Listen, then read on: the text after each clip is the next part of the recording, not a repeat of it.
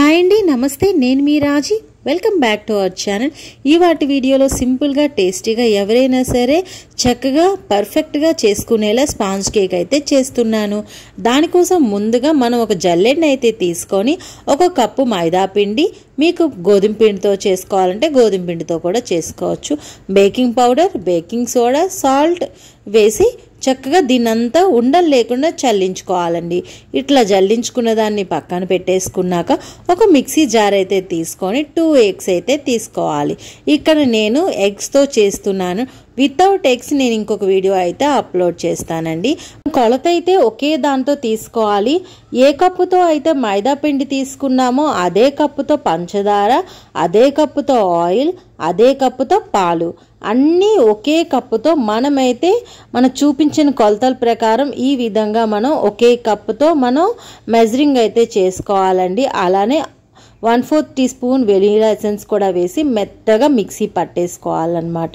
ఇట్లా మిక్సీ పట్టేసుకున్న దాన్ని మనం ఆల్రెడీ చల్లించి పెట్టుకున్నాం కదా పౌడర్ని, ఆ పౌడర్లో మనమైతే కలిపేసుకోవాలండి.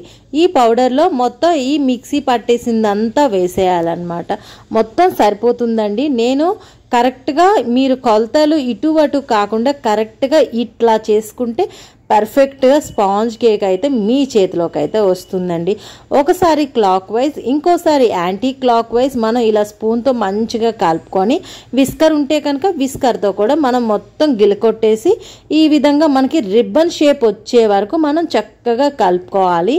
మనకి ఇక్కడ మీకు కేక్ టిన్ తెలుసు కదా, దానిలో యూజ్ చేసుకోవచ్చు. లేకపోతే మన దగ్గర ఏదైనా గిన్నె ఉందనుకోండి, స్టీల్ కానీ అల్యూమినియం కానీ ఏదైనా ఉంటే దానిలో కూడా యూజ్ చేసుకోవచ్చు. దానికి ఆయిల్ రాసేసి పైన మనకి నార్మల్గా బటర్ పేపర్ ఉంటే బటర్ పేపర్ పెట్టేసుకోవచ్చు. లేదు అన్నప్పుడు ఇట్లా గిన్నెకి ఆయిల్ రాసి గోధుమ పిండి కానీ మైదా పిండి కానీ ఇట్లా రాసేసుకున్నాక మనం పిండి అయితే కలిపి పెట్టుకున్నాం కదా, మన ఈ కన్సిస్టెన్సీ వచ్చింది అన్నప్పుడు మనం చక్కగా దీన్ని అయితే ఇట్లా ఇందులో వేసేసి ఒక్కసారి ఎయిర్ అంతా ఏమీ లేకుండా ఒకసారి ఇట్లా ట్యాప్ చేస్తే ఎయిర్ బబుల్స్ అని బయటకు వచ్చేస్తాయండి. ఎక్కడ ఖాళీ ఉండదన్నమాట.